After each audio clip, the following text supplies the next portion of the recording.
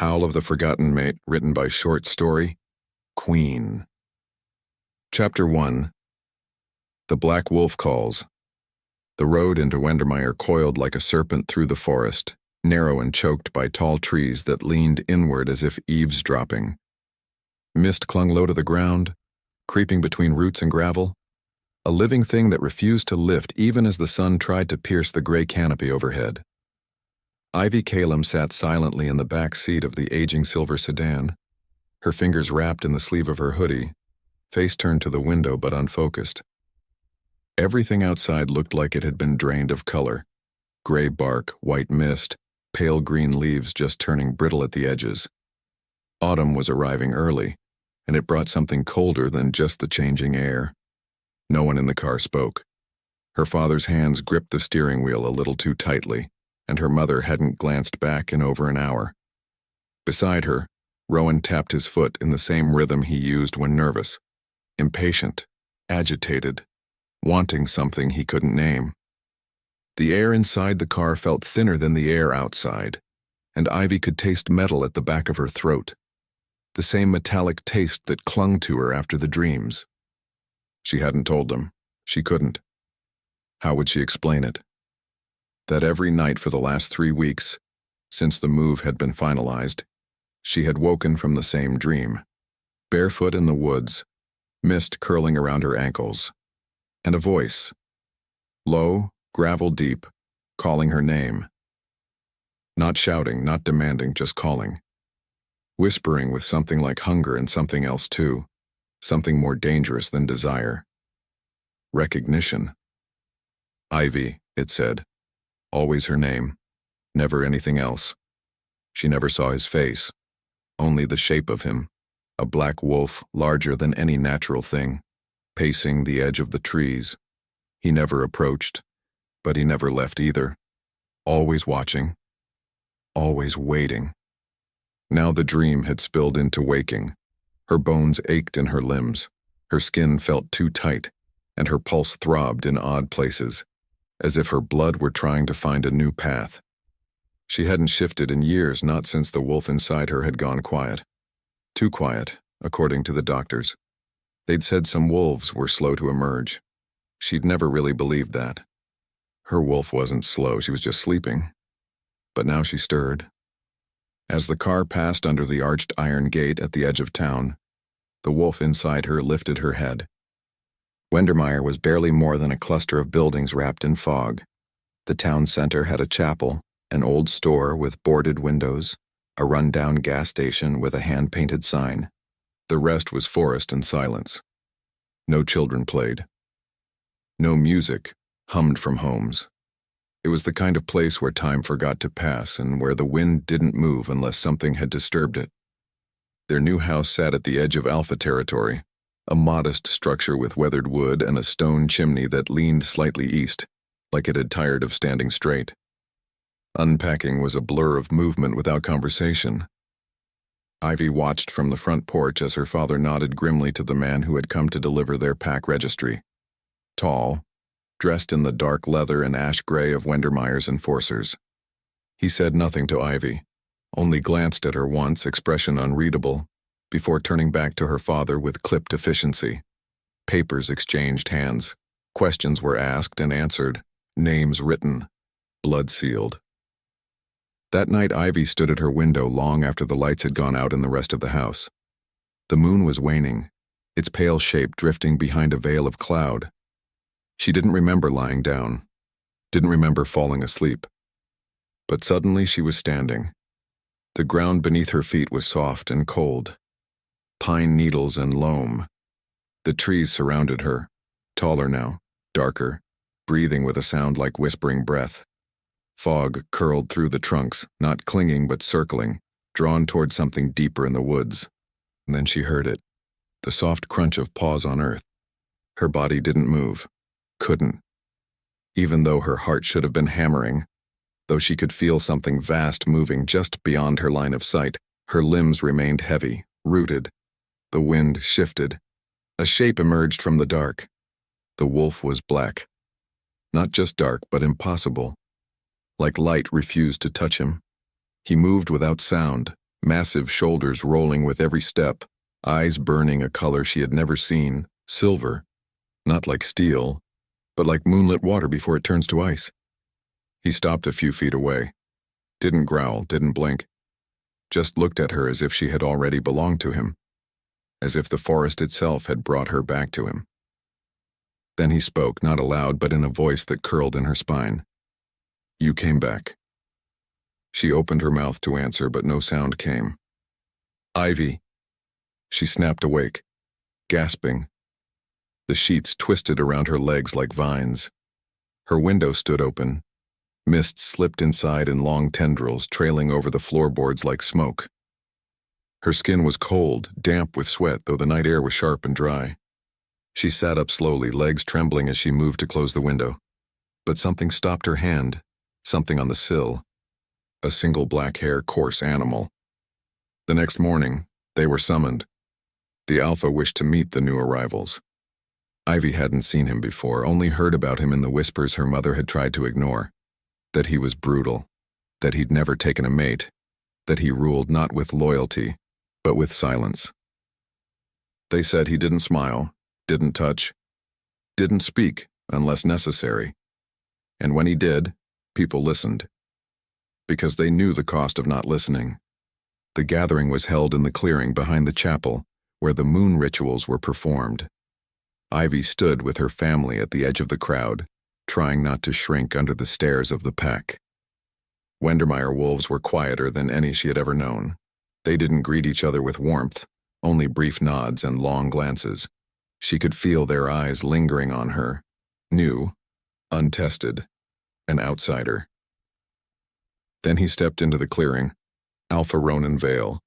He moved like someone who had fought wars and won them, broad shoulders beneath a dark shirt, sleeves rolled to reveal the edge of an old scar along his forearm, black hair just long enough to fall over one brow.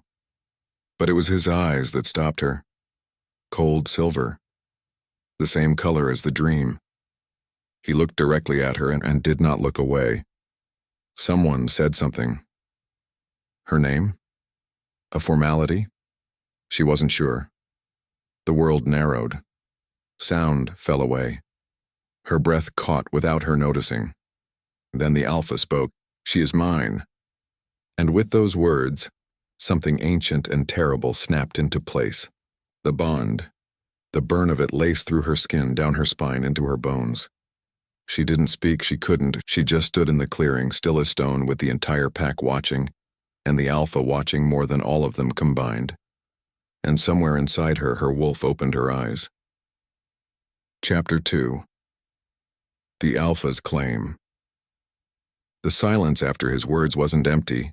It was heavy, stretching taut across the clearing like something alive, as though the pack itself was holding its breath.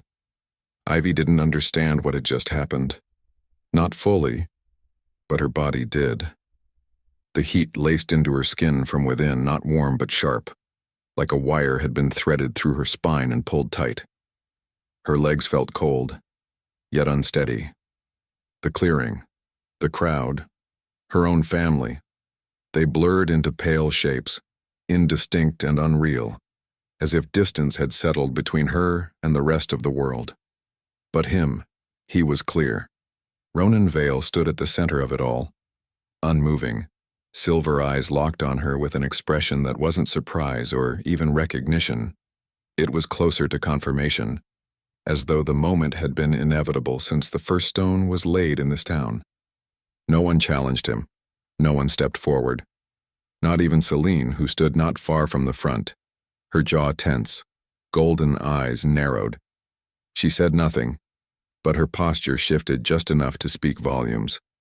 She had expected something, just not this. Ivy's father cleared his throat softly, a nervous tick disguised as an attempt at composure. "We weren't told of any—" Ronan didn't look at him. He didn't acknowledge the interruption at all. Instead, his gaze remained fixed on Ivy, cold, unblinking. It wasn't the gaze of a lover or even a man. It was ownership, not the soft, whispered kind promised in love stories, the kind written into blood and tradition. The bond is sealed, someone murmured behind her. Another voice responded, too low to make out. Ivy's ears rang. She couldn't feel her hands. Her wolf was awake now, not fully, not yet, but stirring beneath her skin with a slow, curious tension. Ivy didn't know how to speak to her, not like others did, but she could feel the wolf's unease, as if she were pressing her nose to the inside of Ivy's ribs and inhaling sharply. Something about Ronan's presence stirred not just fear, but memory. Not from this life, from somewhere else. The gathering ended without ceremony. There was no applause, no cheer, no welcome, just the rustle of bodies turning away, the sound of boots in grass and whispers on the wind. Ivy remained still until the weight of his stare finally broke. He turned, disappearing into the line of trees without a word. The crowd parted for him, and no one dared follow. That night, Ivy didn't sleep. She lay curled beneath the thin quilt in her new bedroom, the walls groaning faintly with each passing breeze. Her window remained shut. The latch was locked. Still, the air felt unsettled, as though something unseen had passed through. She could feel the bond now, not always, but in flashes. A sudden pulse in her chest, a pressure behind her eyes. Her thoughts felt too loud in her own head, and yet too quiet to understand. She remembered little from the rest of the day. Her mother had tried to speak to her, soft and measured, asking if she was all right. Ivy had nodded. Her father had spoken more bluntly, asking what the hell just happened, but not demanding an answer. There was no real answer to give. She hadn't chosen him, and no one had, but the pack had rules. Ancient ones. And among them, none were more sacred than the bond. When the moon named a mate, it was final. Defiance meant exile, or worse. That was what made Wendermire different. They didn't just respect the old ways, they lived inside them. At dawn, the messenger came. A girl near her age, tall, flaxen-haired, sharp-eyed. She carried herself with the clipped precision of someone born into pack hierarchy. She didn't knock.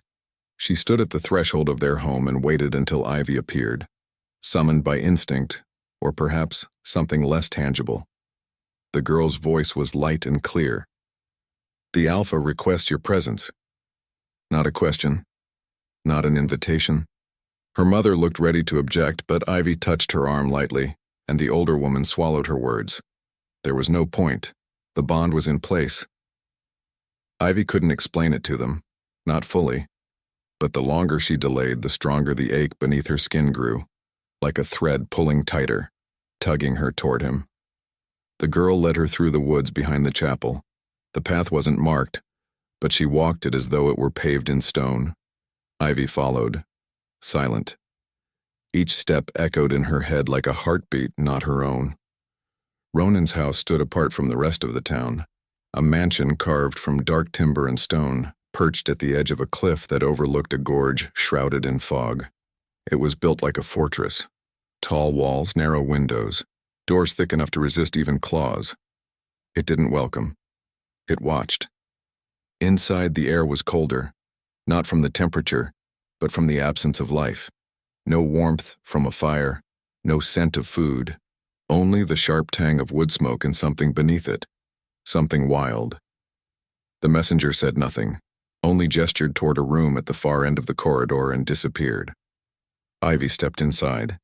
The Alpha stood with his back to her, facing a wall lined with maps and markings she couldn't decipher. He didn't turn immediately, and she took the moment to look at him without the weight of his gaze.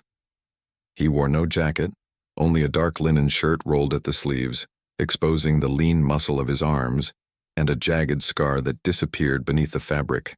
His presence filled the room the way a storm fills the horizon, visible even before it arrives. "You should eat," he said at last. His voice was low, edged in gravel, not harsh but uninviting. She said nothing. Ronan turned then slowly, and his eyes found hers again. "There is food here and clothes. Someone will bring them to your new quarters." Quarters, not home, not room, quarters. Ivy stood her ground, though every instinct told her to step back. "I didn't ask for this," she said finally, her voice thinner than she meant it to be. No, he replied. But the moon did. There was no cruelty in his tone, no affection either, just finality. The kind of tone that closed doors, not opened them. Something flickered in his gaze then, not softness but recognition, as though he saw something beneath her skin. Not her fear, not her words. Her wolf. Ronan stepped forward once, not close enough to touch but close enough for the scent of him to reach her. Earth, pine, something darker. He looked down at her for a moment, then tilted his head slightly. Your wolf knows me. The room seemed to tighten around her. She didn't respond. Couldn't. Let her speak, he said, softer this time, though his voice never lost its edge. But Ivy didn't know how. She only felt the stir, the flicker of awareness within her. Lyra. A name rising from somewhere unspoken. The wolf inside wasn't afraid, but she wasn't ready either. Not yet. Ronan didn't press further. He turned back to the wall and said nothing more. Ivy left without being dismissed. No one stopped her. Outside, the air felt heavier than before, and she realized as she stepped through the tall door that something had changed. Not within the house, within herself. The bond was real. And it was awake. Chapter 3. Seline's War. The days that followed moved like water under ice. Slow, muffled, inevitable. Ivy found herself drifting through them with the disoriented quiet of someone watching her own life unfold from behind glass. She didn't remember agreeing to anything, not truly, but her body knew what she belonged to now. The bond coiled around her spine, invisible but unyielding, a tether that pulled her thoughts back to the Alpha no matter how far she tried to wander. Ronan didn't summon her again, he didn't need to. His presence had rooted itself into Wendermire like a second moon, distant, cold, but inescapable. She felt him sometimes in the stillness of the forest, a hum in her blood, a pressure behind her ribs that had no direction but always pointed toward him. It wasn't affection, not even desire. It was compulsion without consent, and she hated how quickly her instincts stopped questioning it. Her wolf stirred more now, restless and half awake, moving behind her skin like a presence behind sheer fabric. Lyra had no words, not yet, but Ivy felt her watching. Not always approving, not always calm. She spent most mornings walking the edge of the woods behind their house, avoiding town, avoiding people. The pack's eyes followed her now, some with curiosity, others with contempt. She wasn't Luna, not officially. The ritual hadn't been performed, but the bond was sealed, and that alone made her dangerous to some. Seline appeared on the third morning, as though summoned by the weight of Ivy's stillness. She didn't approach. Not at first. She waited by the crooked old fence that separated the trail from the western fields, posture perfect, arms folded beneath her fur-lined jacket. She didn't look out of place in Wendermire. Tall, straight-backed, composed in a way that required no effort. Even her silence seemed curated. Ivy didn't stop walking, but Seline was patient. "You don't look like what I expected," she said eventually, voice casual, almost amused. Ivy didn't respond. She kept her eyes on the path. "You should take that as a compliment. It means I imagined worse." Still, Ivy said nothing. The rhythm of her steps didn't change. Seline fell into step beside her, not close enough to crowd, but near enough to make it clear that this wasn't a chance meeting. "I suppose it's true what they say," Seline continued lightly. "The bond makes no sense. It doesn't choose strength, or history, or tradition, just instinct, animal logic." She glanced sideways. "A shame, really." Ivy stopped then. Not because of the words, but because of the tone beneath them. The politeness of poison. She turned slowly. Seline met her gaze without blinking. "I understand that all of this must be very overwhelming for you," Seline said. Her voice dipped in smooth sympathy now, carefully shaped to sound like concern. New pack, new customs, and of course, being claimed so publicly, without preparation. Ivy's silence stretched. Seline didn't seem to mind filling it. But there are things you should know. Things that won't be written in the books, like how the role of Luna isn't just symbolic here. She stands beside the Alpha in blood trials, in punishment rites. She enforces law. She doesn't flinch. She doesn't— Her gaze drifted, slowly. Wander the forest alone like some lost pup hoping to wake up somewhere else. Ivy inhaled once through her nose, slow and shallow. "I don't want the title," she said, and even to her own ears, her voice sounded smaller than she meant it to.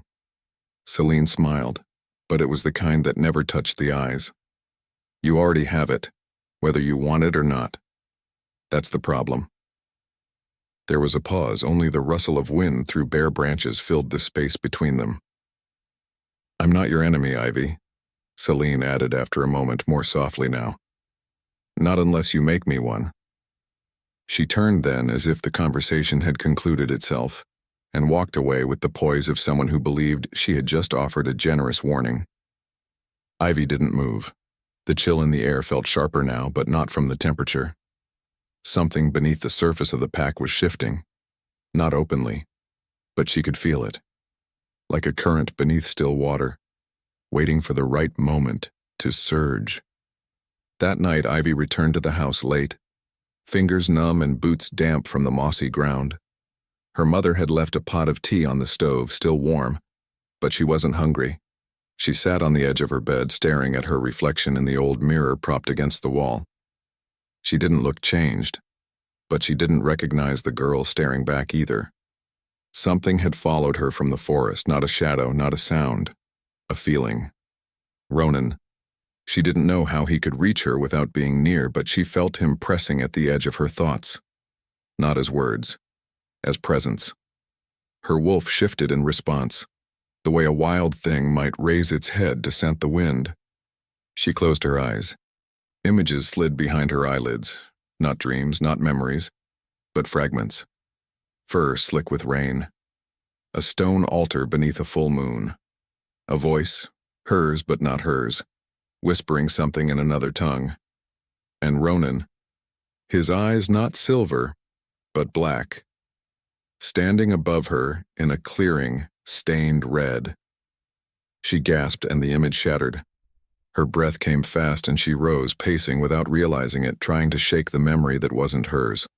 Her hands trembled, her skin prickled, and the bond, it pulsed, as though it had seen what she saw. She didn't sleep. Instead, she sat curled in the window seat until the sky turned pale and the mist began to rise from the earth once more. Wendermire was not what it seemed. The forest whispered too many names, and hers it whispered most of all. Chapter 4. Wolves in the Walls. The manor was older than it looked. That was the first thing Ivy noticed when she stepped inside again, this time not summoned, not guided, but drawn. Ronan had not called for her, nor had anyone delivered a message. Yet she'd found herself walking the path through the woods as though it had been carved into her legs. The place stood in silence just as it had the first time, its stone face expressionless beneath the gray morning light. She paused at the entrance, unsure whether she expected the door to be locked or watched. It was neither. When she pressed her hand to the iron handle, it gave easily, opening inward with a creak that echoed too loudly down the hallway beyond. She stepped in. The air carried the same scent: cold timber, old fire smoke, something faintly mineral beneath it all, like iron left to rust in damp earth. There were no voices, no movement, yet something shifted as she crossed the threshold. A pressure in the bones of the house, a kind of breath held deep and low. The halls were dim. High windows let in streaks of light barely enough to see by. The walls were lined with portraits, but the faces had been darkened by time and soot. Wolves mostly. Men in robes. A few women unsmiling and rigid, their eyes hard, even through brushstrokes. She didn't recognize the faces, but the sense of being watched lingered. She moved without choosing a direction, each step guided more by intuition than memory. Past the war room with the maps, past the long hallway that led to the private quarters, down a narrower set of steps she hadn't noticed before. The stairwell was tight, the walls pressed close. Ivy kept her palm on the stone, using it for balance as she descended into a colder dark. At the bottom, the corridor opened into what had once been a chapel, or something like it. The room was circular, low-ceilinged, with a domed roof cracked through the center. The walls bore carvings, some ancient, some freshly cut, wolves spiraling in endless loops, the phases of the moon, a tree with no leaves, its roots twisting down into a tangle of runes. She didn't recognize the language, but her stomach turned as if some part of her had once known it. There was a shape in the stone near the center of the floor. Not quite an altar, more like a pedestal, worn at the edges, stained dark at the base. Ivy stepped toward it slowly, drawn by a sensation that wasn't quite memory, not quite fear. Her fingers brushed its surface, and the cold that met her skin wasn't just temperature. It was old, residual, a memory, not her own. The image returned without warning. A clearing, a circle of wolves. Blood on her hands, warm and slick. Ronan above her, but not as he was now. Younger, wilder. A shadow across his eyes that hadn't yet lifted. And something worse. Herself, bound by rope and oath, speaking a name in a voice she didn't recognize. She flinched, the pedestal pulling her back into the present like a slap.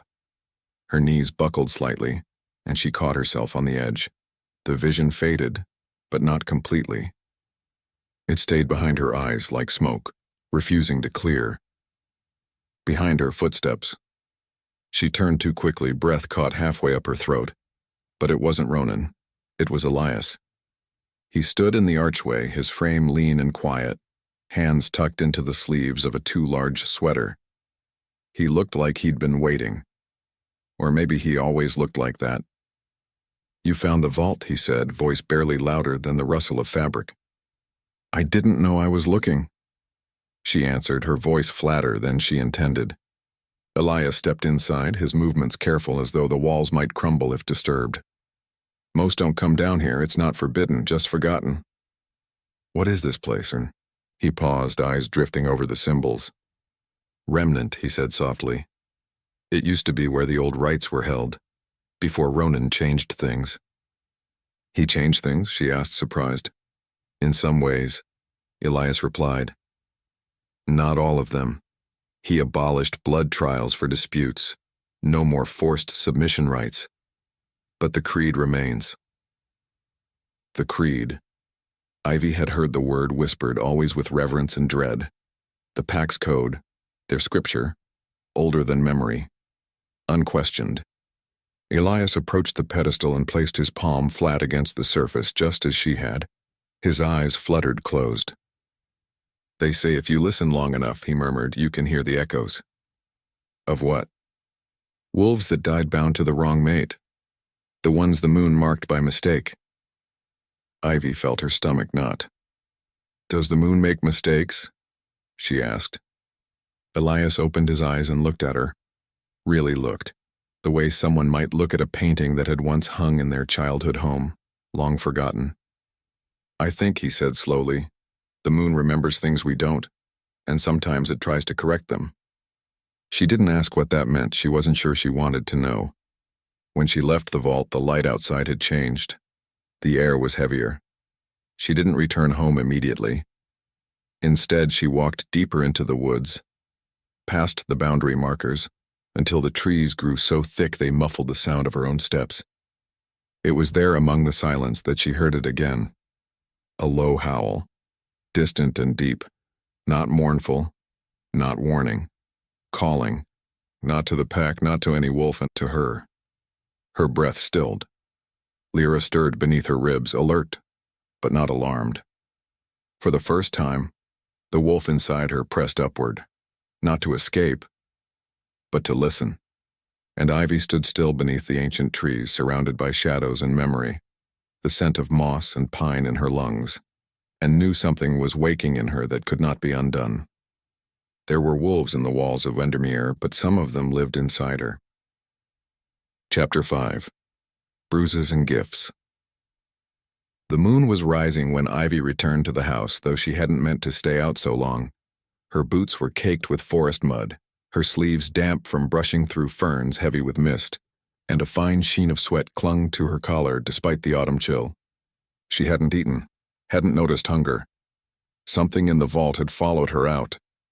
Not a sound, not a presence exactly, but a weight she hadn't managed to shake. Her mother met her in the hallway with quiet eyes and a folded towel. Ivy didn't ask what she looked like. She could guess. Leaves in her hair, dirt on her skin, eyes too wide, like someone who'd glimpsed something she wasn't ready to understand. That night the dream came again. Not in fragments, but whole. She stood at the edge of a clearing beneath a red moon, barefoot in grass slick with dew. Wolves surrounded her, silent, watchful. At the center stood the black wolf, larger than before, fur streaked with ash and something darker. He stepped toward her without hesitation, and this time she didn't flinch.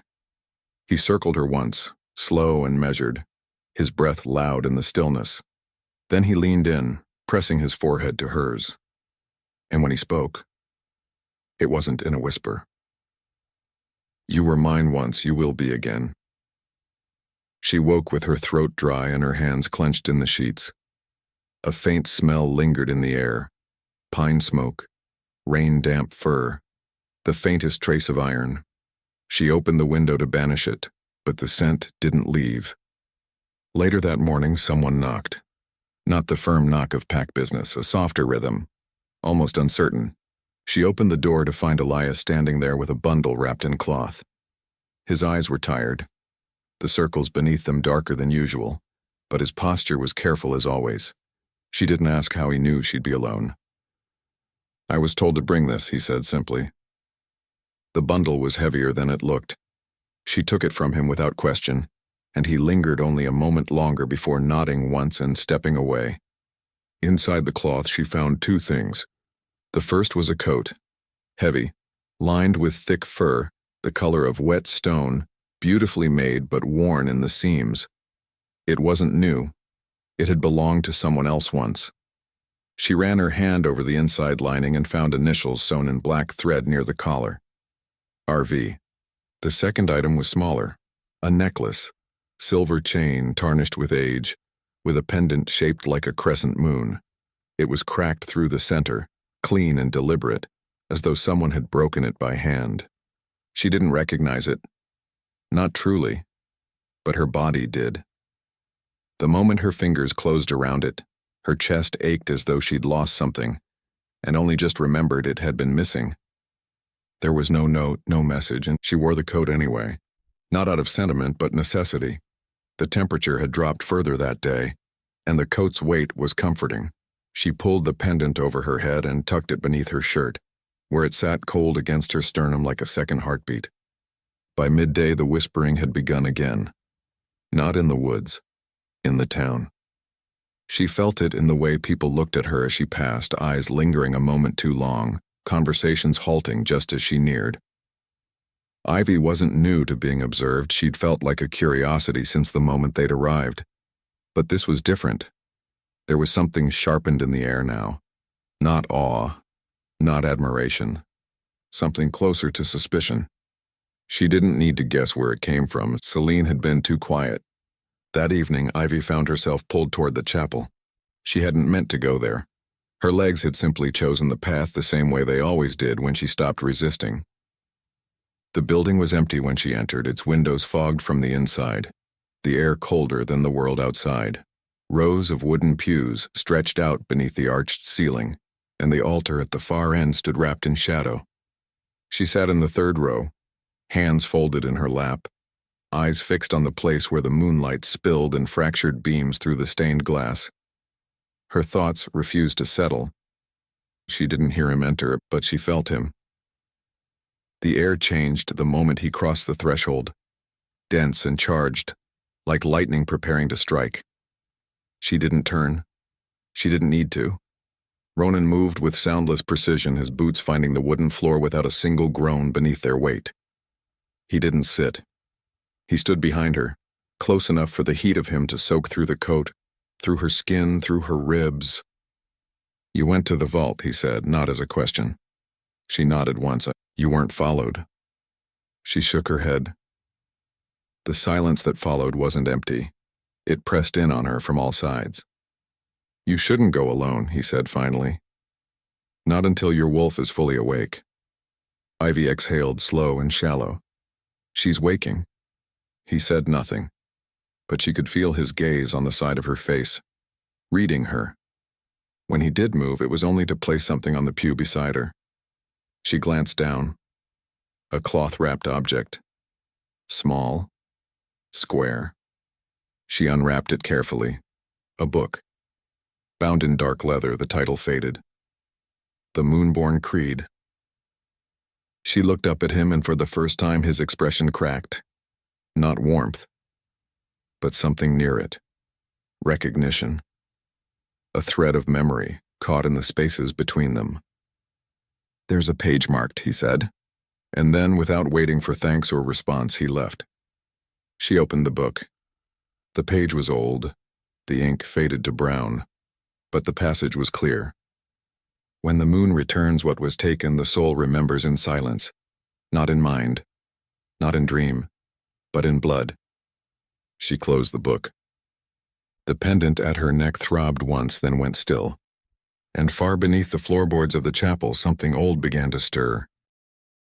Chapter 6. The Breaking Moon. The wind changed before the town did. It came down from the hills in slow currents, heavy with the scent of coming rain and old things unearthed. The forest caught it first. Ivy smelled it when she stepped outside. Wet bark, bruised moss, distant smoke. Not fire, but ash, like something long buried had stirred beneath the soil. The moon had entered its third quarter, pale and lopsided above the trees, watching with the kind of quiet that wasn't passive, but waiting. Ivy had begun to feel it under her skin, the pull, the ache, the slow dragging tide of power that rose not from within her, but from whatever ancient rhythm she had been born into without asking. Lyra stirred more now, no longer a faint echo in her bones, but a weight pressing behind her ribs. The wolf didn't speak, but she paced. Slow circles, paw over paw, eyes trained on something Ivy hadn't yet seen. There was no comfort in her presence, only certainty. A kind of quiet warning. Something was coming. It arrived with a knock. Not on the front door, but on the mind. A brush of thought not her own, low and sharp, carrying a voice that didn't need sound to be heard. The Luna must present. The words came from nowhere and everywhere, wrapped in the cool indifference of pack authority. Not Ronan, not Elias. This came from the elders, those she hadn't met, the ones who spoke less with mouths than with laws. Her mother answered the door minutes later to find a wrapped garment on the steps and a folded note sealed with the veil sigil. She didn't read it aloud, only looked at Ivy, with a crease between her brows, the kind of worry that had no room for protest. Ivy took it wordlessly. The dress inside was black, smooth, sleeveless, fitted to the waist and stitched with thread the color of rusted silver. No adornment, no softness. It was not meant for celebration. It was meant for ceremony. The ritual was held on the rise beyond the chapel, where the land fell away into low hills and exposed rock. The pack had already gathered by the time Ivy arrived, their forms shadowed against the sinking sky, faces unreadable. No one spoke. The air was too still. Ronan waited at the center of the stone circle, not seated, not relaxed. He stood as he always did, watchful, unreadable, more force than man. He wore the dark formal coat of alpha ceremony. Clasped at the collar, the crest of the veil line stitched over his heart in black on black thread. It caught the fading light only when he moved. She stepped into the circle alone. No one guided her, no one welcomed her. The ritual wasn't for show. It was for remembrance and submission. The creed dictated that when a second chance bond appeared, rare as blood moonlight, the pack had the right to judge it. Not for approval, but for endurance. Could the mate walk the path again? Would she repeat the sins of the life before? Would she fracture as she had once fractured? Ivy didn't know what sin she had committed, only that it must have been unforgivable. Or else, why would death have been mercy? Old Mother Briar stood at the edge of the circle, wrapped in a gray shawl that fluttered even in still air. Her eyes were near white, blind with cataract. But they found Ivy all the same. She raised one hand, slim, trembling, and the pack knelt in unison. Except Ronan, he did not kneel. He bowed his head. A single inch, and Ivy, unsure of what to do, did not move. The elder spoke. "Twice the moon marks," she said. "Once in flesh, once in soul." Her voice was thin, frayed with age, but every word landed with weight. "Those who return bear the cost of what was broken." She turned to Ivy then, and the air shifted, not colder, sharper. "Do you carry the memory?" Ivy's lips parted, but no sound came. The old woman stepped closer. "The creed does not require understanding. It demands obedience. But memory is a gift." Ivy closed her eyes, and the vision came, not a dream, not a symbol, a memory. A clearing lit in firelight, her wrists bound with cord, blood at her mouth, Ronan standing over her, breathing hard, a ring in his hand, her voice screaming words she could not understand, an oath broken, a promise reversed. The look in his eyes wasn't rage, it was betrayal, cold and full, as if he had loved her once, and she had turned it into something else. She staggered back. The memory left her breathless, and yet she did not fall. When her eyes opened, the pack was watching. No one had moved, no one helped. Ronan stepped forward once. It was not a romantic gesture. There was no softness in it, but it was enough. The circle accepted her place. Not as Luna, not yet, but as claimed. Old Mother Briar gave a single nod. The ritual was done. That night, Ivy sat alone in the manor. Ronan had said nothing after the ritual, only offered a brief glance before walking toward the northern tower, where no one else was permitted to follow. The house was quiet but not empty. She moved through it like a trespasser in her own fate, the pendant at her throat still warm from the heat of her skin. In the hallway outside Ronan's war room, she paused. Something sat on the table there, unwrapped and waiting, a silver ring, split down the middle, one half etched with a crescent, the other with a flame. It was too large for her hand. It was not meant to be worn. It was meant to be remembered. And Ivy, who did not yet understand what she had been in the life before, touched it anyway. She did not weep, she did not speak, but the bond pulsed once behind her ribs, deep and sharp, as if it too remembered what had been broken. Chapter 7. Blood Memory. The hills of Wendermire held their breath as the storm settled over the forest like a curse remembered. The wind had lost its voice by the time it reached the trees, moving instead in soft gestures, brushing across the needles like fingers over glass. Ivy stood alone on the back porch of the house her family barely called home, watching the pines lean with the weather. The sky had turned to iron, thick with unshed rain and low clouds that promised more than they delivered. It had been days since the ritual, but time no longer moved the way it used to. It dragged and bent, shaped by dreams and memories she couldn't trust. She no longer questioned the ache beneath her ribs. It had become part of her, a rhythm deeper than heartbeat, echoing with something ancient and unfinished. Lyra, her wolf, was no longer sleeping. She lingered just beneath the surface now, alert but silent, not speaking in words, but in instinct. Ivy felt her there in every glance toward shadow, in the cold weight that gathered in her spine whenever someone said her name. The bond had shifted not just with Ronan but with herself. There was a fracture inside her she had only just begun to notice, and it pulsed more strongly the closer she came to remembering.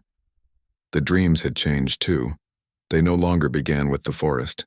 Now they began with firelight, always flickering low, casting long shadows against stone walls, bathing faces she could not fully see.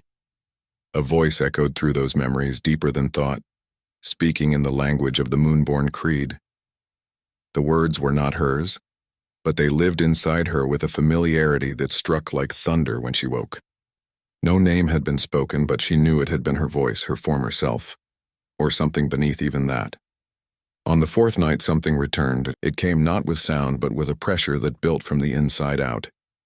Ivy rose from her sleep breathless, hands trembling against her collarbone, the silver pendant hot against her chest, like it had absorbed the fire from her dream. Outside, the wind had finally found its strength again, and it called through the trees with long, rising howls that were not wholly wind. Her window had been left open. She hadn't remembered doing it, yet the latch was undone, and mist crawled in soft fingers across the sill. Downstairs, the house was silent. Her parents no longer asked where she went. Rowan had grown restless, as though something in the air reminded him of a life he never lived. But tonight, even the air in the hall felt altered. Ivy moved through it without thought, her bare feet cold against the floorboards. The pull was back, stronger this time. Not a command, a memory. The manor was already awake when she arrived, though no lights burned in the windows. The gates stood open, the path cleared of leaves as if recently swept. She stepped through without knocking, her fingers trailing along the edge of the iron as she passed. The fog had begun to lift, but it left behind a chill that clung to her skin, tracing the line of her throat where her breath rose in slow clouds. Ronan was not in the front chamber or the library. She did not call for him. Instead, she followed a corridor she hadn't noticed before, narrow and unadorned, leading downward. The stairs grew colder as she descended, and the walls wept with condensation, the stone slick and worn. When she reached the bottom, the silence was absolute, but something waited. He stood at the far end of the chamber, facing a carved wall lined with ancestral crests and runes too old for her to read. He didn't turn. He didn't need to. The bond had already stirred at her arrival, humming softly beneath her skin like a drum too distant to name but impossible to ignore. There were no greetings, no explanations. In the stillness of the room, memory arrived like a fog rolling in over still water. It didn't come in images this time, but in feeling. A weight behind her eyes, heat along the back of her neck, cold at her wrists, the scrape of rope, the taste of blood, not coppery and sharp, but bitter, laced with regret. She didn't see her former self. She became her, just for a breath. The guilt did not come from him. It came from her. She had chosen something once. A betrayal not of Ronan, but of something greater. An oath broken not in malice, but in fear. It was then she understood. He had not killed her. Not in that life. He had found her at the center of the ritual site, rope in hand, blood on her mouth, her eyes already closing. He had arrived too late. The war had turned them into strangers, and the bond had been severed by a blade she had chosen. Not to hurt him, to end what she could not bear to carry. Now, lifetimes later, they stood again in a place shaped by consequence. Ronan turned slowly, not with anger, but with the steady grief of a man who had lived too long with silence. He did not ask what she remembered. He did not offer what he knew. Instead, he stepped aside and revealed a stone pedestal, wrapped in cloth and lined with runes similar to those in the vault. She moved toward it, compelled not by his presence but by something deeper. Her hands hesitated only once before pulling back the cloth. Beneath it sat a carved token, wooden, imperfect, its edges singed. A crescent moon and flame etched together, the line between them unbroken. She had seen it before in the first life. It had been a gift then, a promise. He had given it before the war, before they were enemies, before the creed twisted everything into law. Her fingers closed around it, and for the first time, the bond stopped burning. It warmed. The storm above the manor finally broke. Rain struck the roof like scattered stones, but the sound did not reach her fully. She stood with the token in hand, her breath steady, her shoulders no longer drawn tight. Ronan did not speak, but he stepped closer, not to claim, not to force, simply to be near. And Ivy, for the first time since returning to Wendermire, did not step away. She understood now that forgiveness was not something she needed to give or ask for. It was something they would carry together, buried in silence, passed between them like a memory neither of them would ever fully untangle, and beneath it all the bond no longer demanded. It waited. Chapter 8. The Challenge. The challenge arrived without a sound. Not a knock, not a messenger, not even a name. Just the old way. 7 stones arranged in a circle beneath the manor's gate, and a single black one in the center. Ivy found them at first light, half buried in frost, arranged with deliberate precision. The moment her eyes landed on them, the ache beneath her ribs deepened. There was no mistaking what it meant. She stood there a long time, unmoving, her breath rising in faint clouds as the early morning fog thickened around her boots. The black stone wasn't just a symbol of defiance. It was a summoning. She'd been called to stand. Not before Ronan. Not even before the elders. Before the pack itself. Before the oldest laws. The ones written in ritual and blood. By noon, the town had shifted. Shutters closed early. Doors opened halfway, then latched again. The wolves moved with quiet urgency, not speaking, not asking, but preparing. The rite was not a secret, nor was it a spectacle. It was a reckoning wrapped in silence, and she would face it alone. Ronan said nothing when he passed her in the hallway. His presence filled the air like storm pressure, steady, unreadable. But he offered no comfort. There was nothing to be said. The bond could not shield her. She would have to prove her place in a way older than any claim. Dusk brought the ritual. The pack gathered beyond the chapel, where the stone amphitheater curved out of the earth like the mouth of something ancient. Torches burned low in the encircling wall. Smoke curled upward without wind. Ivy stepped into the circle without ceremony, her coat wrapped tightly around her and her hair unbound, falling loose over her shoulders. She did not look to the crowd. She did not search for Seline. Her place was at the center, and the stone beneath her feet was cold enough to bite through leather. The rites required 3 trials: remembrance, obedience, sacrifice. No guidance would come, no explanation. Only the task, and her response. This was not about strength. It was about submission to the old order, and whether she could bear its weight without splintering. Old Mother Briar stood above them on the upper ledge, her voice clear despite its age as she called the trial into motion. The torches dimmed in response. Darkness gathered quickly. The first trial came in silence. Remembrance. The world shifted without warning. The firelight vanished. The crowd dissolved. Ivy stood alone beneath a crimson moon, the air sharp with cold, the forest breathing in slow exhale. Her body knew this place, her feet knew where to step. She was not in the present anymore. She was inside the memory, stone underfoot, smoke on the wind, and in front of her, the version of Ronan she had seen only in dreams, younger, blood at the edge of his jaw, eyes lit with a fury that came not from hatred, but from hurt. She saw herself again, different, harder, yet eerily familiar. Standing before him, unafraid, her hands bound not by his will, but her own choice. She had chosen it. That was what the memory revealed. She had offered herself to the old laws, not to escape him, but to escape what their bond had become. The vision burned through her like fire, and then it passed. When the torches flared back to life, Ivy stood at the center of the circle, breath shallow, spine straight. She had remembered. The second trial followed without pause. Obedience. An elder approached in silence, holding something in her outstretched hands. A knife. Its blade was bone, its edge clean. The gesture was simple and cruel in its clarity. Ivy took the blade, turned her palm upward, and pressed the edge through flesh. Blood welled quickly. She did not grimace, she did not speak. She opened her fingers, let the blood drip to the stone, then returned the knife without a word. The torchlight flickered. A low breath moved through the crowd. The third trial arrived in the same quiet way. Sacrifice. A shadow stepped forward, led by 2 cloaked elders. For a moment, Ivy could not place the figure. Then she saw the shape of his shoulders, the edge of his jaw. Her brother.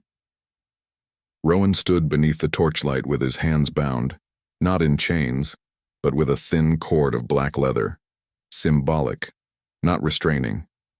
He did not look confused. He looked betrayed. The meaning of the test was not explained aloud, but it lived in the silence. To rise, she must let go. Of family. Of blood. To accept her new place fully, she had to relinquish the old. She stepped forward slowly, not toward the elders, not toward the crowd, but to her brother. She did not cry. She did not plead. She raised her wounded hand, reached out, and pressed her palm to the cord around his wrists. Her blood soaked it. Then she stepped back and said nothing, and the cord fell loose. Rowan bowed his head, not in submission, in understanding. The torchlight surged. Old Mother Briar raised her hand. The crowd did not cheer. No sound came.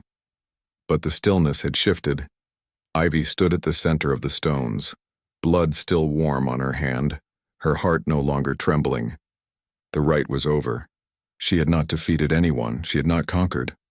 But she had endured, and that in Wendermire was what earned a place beside the Alpha. Chapter 9. The Reckoning. The forest had gone still again, but it was no longer the stillness of sleep. It was the weight of something holding its breath. After the challenge, the air in Wendermire changed. The pack spoke even less than before, but watched more closely. Ivy could feel it in their eyes, curiosity, caution, and something older than either. They had seen her bleed, they had seen her remember, and yet they waited, as if unsure what to make of the shape she was becoming. She didn't return to her family's home after the rite. No one asked why. There was no ceremony, no fanfare. But she walked the path to the manor as if it had always been hers. The gates stood open, and the heavy wooden doors gave way with barely a sound. Inside, the house was unchanged. Dim corridors, the soft scent of pine smoke, stone floors still cool with autumn chill. But the silence within had shifted. It no longer felt empty. Ronan waited near the hearth, though the fire was dead. His coat hung loose from one shoulder, and his hands were bare. He did not rise when she entered. He only watched, unmoving, as she stepped past the threshold and crossed the long room to where the flames had once lived. She did not speak. She didn't need to. The bond thrummed like a pulse just beneath the skin, more present than ever. It had settled into something heavy now, something anchored. Not warmth, not yet, but weight. They stood on opposite sides of the cold hearth, no longer strangers, not yet joined. The space between them held everything unsaid. That night the moon rose full behind thin clouds. It cast pale light over the high windows of the manor and slipped through the forest in long, silver bands. Ivy stood at her new window for hours, listening to the wolves below, though none howled. She did not sleep. The dreams had stopped, for now. But her body remained alert, as if waiting for something just beyond the reach of sound. It arrived in the morning, not on foot, not by messenger, but with bells, low and distant, carried on the wind from the eastern ridge. Bells that hadn't rung since before the war. Not for weddings, not for births. The Creed's bells rang only for judgment. By midday, the Council of the Crescent had entered Wendermire. They came robed in white and gray, hoods drawn low, the fabric embroidered with the symbols of the old faith. 5 in total. None carried weapons, yet they traveled with the gravity of an executioner's blade. They did not speak when they passed through the town. They did not acknowledge the stairs. And they did not stop at the chapel. They came directly to the manor. Ronan met them at the entrance, flanked by Elias and 2 enforcers. No formal greeting was offered, no invitation given. The council did not wait for one. They stepped inside as though returning to a place they had built. The manor seemed to darken around them. Ivy watched from the stair above as the council spread through the hall like shadows taking form. She had never seen them before, not in this life, but something in their presence felt familiar, in the way a storm might feel familiar to the shore it strikes again and again. One among them, taller than the others, face obscured by a fine veil of translucent silk, tilted their head toward her, as if acknowledging what they already knew. She was the reason they had come. The elders did not accuse her directly. They didn't need to. Their presence alone was enough. The creed had rules. Deep ones, hidden ones, and what had happened in the amphitheater, what had awakened in the blood-soaked trials, had touched something sacred. Second-chance bonds were rare, but hers had not merely returned. It had stirred memory, twisted ritual, cracked silence. That was not permitted. They demanded a reckoning. Not punishment, not yet, but confession. Ronan spoke for the first time in hours. He stood before the council not as a man defending a mate, but as the alpha of Wendermire, shoulders squared, jaw locked, voice low and hard with restraint. The words he gave were careful. He spoke of the ritual, of the blood willingly given, of the trial endured. He named Ivy as chosen, as bonded by the moon itself. He did not ask permission. He declared position. And in doing so, he defied the creed. The council listened in silence, and when he finished, they turned to Ivy. Their question was not spoken aloud, but she heard it just the same. "Do you remember what you were?" She did not nod, did not look away. She stepped forward and placed the wooden token, the one Ronan had carved for her in the life before, on the floor between them. The meaning was clear. She remembered enough to know that she had chosen this once and would choose it again. The council did not answer. They simply turned, robes whispering against stone, and disappeared into the cold halls of the manor like fog returning to the forest. They would not stay, but their silence was not mercy. It was a warning. Ronan did not speak again until long after the council had gone. The fire had not been lit. The hall remained dark. But he stood beside her now, shoulder to shoulder, breath quiet and even. Their hands did not touch, their eyes did not meet, but something final had passed between them. She was no longer merely chosen, she was now a threat to the order, and Ronan had chosen her anyway. Chapter 10. The Last Howl. The forest had changed, not in shape or scent, but in breath. The trees stood taller now, not because they had grown, but because they were listening. The wind moved differently, lower and slower, brushing along the ground like it was afraid to disturb what had settled. And deep beneath the canopy, where fog still curled in soft threads across the roots, the wolves had gone quiet. Word of the council's visit had moved quickly through Wendermire. Though no one spoke of it directly, the pack did not question Ronan's decision. They did not gather torches or whisper revolt. They simply watched. In the way wild things watch storms pass overhead, uncertain whether to run or wait for rain. Ivy felt the shift in her bones. It wasn't fear. Not anymore. It was awareness. Of her own name. Of her place. Of the long arc of something ancient. Something lived more than once. The girl who had arrived in this town with silence curled around her throat was no longer the one standing in the manor's high tower window, watching dusk settle over the trees. That girl had dreamed of wolves and run from shadows. This one had stood inside them and remembered who she was. She had not spoken to her family in days. Rowan had returned to the house at the edge of the woods, and their mother had sent only a single note, short, wordless, containing nothing but a pressed sprig of heather.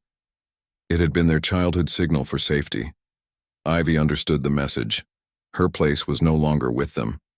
Ronan had said little since the council's departure, but he had not left her side. He moved through the house like a sentinel, quiet, controlled, but no longer distant. She felt him more fully now, not through the bond alone, but in the air around him, in the steady presence that no longer felt like a command. His strength had not softened, but it had shifted. It was no longer a wall she had to scale.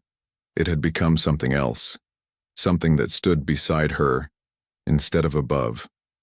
The final rite was not announced. It simply came. Late, under a moon that had thinned into a pale hook over the treetops, Ronan opened the old doors of the chapel, and Ivy followed without question. No others were summoned. No words were spoken. The ceremony was not for the pack. It was for them. Inside, the air smelled of old stone and cedar, the remnants of a fire long burned out. The altar stood bare, untouched by decoration, only a silver bowl set at its base. Ivy stepped forward, her hand steady, and placed the wooden token inside. It settled without a sound.